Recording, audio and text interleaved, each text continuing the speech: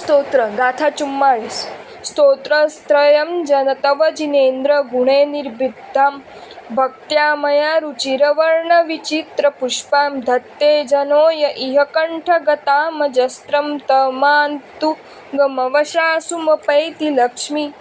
ભાવાર્થ, હે જિનેશ્વર, મેં ભક્તિથી કહેલી પૂર્વોક્ત જ્ઞાનાદિ ગુણોથી ગ્રંથેલી તથા મનોહર અક્ષરોરૂપી વિચિત્ર પુષ્પોવાળા તમારા સ્તોત્રરૂપી માલાને આ જગતમાં જે મનુષ્ય નિરંતર કંઠમાં ધારણ કરે છે તે ચિત્તની ઉન્નતિવાળા પુરુષને અથવા માનતુંગ સુડીનું કોઈને વશ નહીં થયેલી એવી રાજ્ય, સ્વર્ગ અને મોક્ષ સંબંધી લક્ષ્મી પ્રાપ્ત થાય છે। જો તમને આ વિડીયો ગમ્યો હોય તો આ વિડીયોને લાઈક કરો અને મારી ચેનલ જૈન ફેક્ટ્સ એન્ડ સ્ટોરીઝને સબસ્ક્રાઈબ કરો। ધન્યવાદ।